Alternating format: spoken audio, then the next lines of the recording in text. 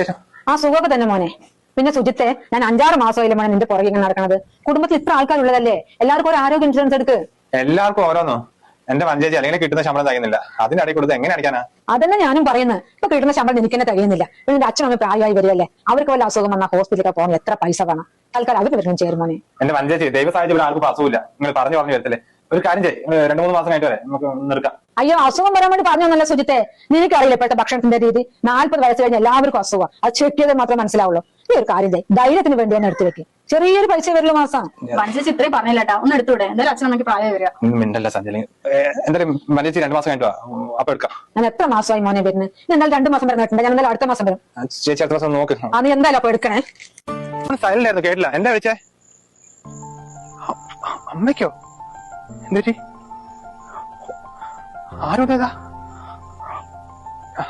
ഏത് ഹോസ്പിറ്റലാ? ഞാൻ കൊണ്ടുവരാം. അയ്യോ, ഏട്ടൻ ഇവിടെ ഇങ്ങനെ ഇരുന്നാലോ? അവിടെ അമ്മന്റെ കൂടെ അച്ഛൻ ഒറ്റയ്ക്കല്ലേ ഉള്ളൂ. വേഗം അങ്ങോട്ട് പോവാൻ നോക്ക്. മെഡിക്കൽ കോളേജ് ആയതുകൊണ്ട് ഭയങ്കര തിരക്കാണ് ഇവിടെ. വാർഡിലൊരു സ്ഥലമില്ല. അമ്മ ഇപ്പൊ നടക്കുന്ന വഴിയിലാണ് കിടക്കുന്നത്. ഗവൺമെന്റിലായിട്ടും ഇപ്പൊ തന്നെ ചെലവും അതെന്ന് പറഞ്ഞിട്ട് 10 രൂപ കഴിയും. പ്രൈവറ്റിലാണെങ്കിൽ ഒരു 6-7 ലക്ഷം വേണമെന്നാണ് പറയുന്നത്.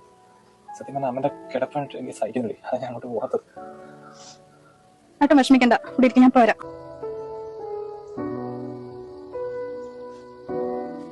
ഏട്ടാ, ഇത് കൊണ്ട് വെച്ചിട്ടേ അമ്മനെ എത്രയും പെട്ടെന്ന് പ്രൈവറ്റ് ഹോസ്പിറ്റലിലേക്ക് മാറ്റാൻ നോക്ക്.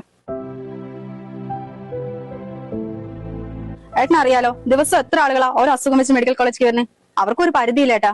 വാർഡിലെ സ്ഥലമില്ലായിട്ട് എത്ര ആൾക്കാരെ പുറത്ത് കിടക്കുന്നു. അമ്മന്റെ ഇന്നലത്തെ ആ കിടപ്പുണ്ടപ്പോ എനിക്കും സഹിച്ചില്ല ഏട്ടാ.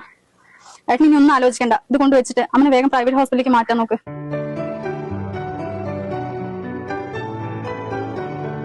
ആ കുട്ടാപ്പി, അമ്മ ഇന്നലെ ഹോസ്പിറ്റലിൽ വന്നടാ.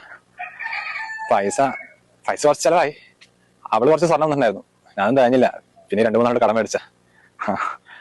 പിന്നെ എടാ, വീട്ടിലെ അച്ഛനമ്മയൊക്കെ പ്രായം വരില്ലേ, എല്ലാവർക്കും ഒരു ഹെൽത്ത് ഇൻഷുറൻസ് എടുത്തോട്ടോ. അതിലൊരു അസുഖം വന്നാണ്ടല്ലോ, ഇന്ന് നമ്മുടെ സംഭവം ഒന്നും മതിയായല്ലോ. എന്റെ അനുഭവം കൊണ്ട് പറയാം. ശരി. ആയിക്ക, രാവിലെ ഉമ്മ ഹോസ്പിറ്റലിൽ നിന്ന് എത്തി. ഇല്ല, ബില്ലൊക്കെ സെറ്റിൽ ചെയ്തു. അതിപ്പോ ഉമ്മാന്റെ പേർക്ക് ഒരു ആരോഗ്യ ഇൻഷുറൻസ് എടുത്തിട്ടുണ്ടായിരുന്നു. ബില്ലൊക്കെ അതിലങ്ങ് ക്ലിയർ ആയി. വേറെ ചെലവൊന്നും നിങ്ങൾക്ക് ഉണ്ടായിരുന്നില്ല. ഞാൻ ഇപ്പൊ എന്നോട് പറയാം. ശരി.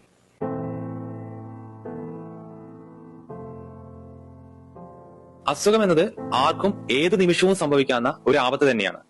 ഒരുപക്ഷെ നമ്മൾ അതുവരെ സ്വരുക്കൂട്ടിയ സമ്പാദ്യം മുഴുവൻ ഒരു അസുഖം വന്നാൽ തീരാവുന്നതേ ഉള്ളൂ. ചില ആളുകൾ അവരുടെ വീടും സ്ഥലവും വിറ്റിട്ട് പോലും ഹോസ്പിറ്റലിലെ ബില്ലുകൾ അടിക്കുന്ന കാഴ്ച നമ്മൾ കണ്ടതാണ്. അതുകൊണ്ട് നമ്മുടെ സമ്പാദ്യത്തിന്റെ ചെറിയൊരു ഭാഗമെങ്കിലും നമ്മുടെ ആരോഗ്യ ഇൻഷുറൻസിനെ മാറ്റിവെച്ചേ മതിയാകൂ. അല്ലെങ്കിൽ അപ്രതീക്ഷിതമായിട്ട് എന്തെങ്കിലും അസുഖം വന്നാൽ വലിയൊരു കടക്കണിയിലേക്കായിരിക്കും നമ്മൾ എല്ലാവരും ചെന്നുവിടുക.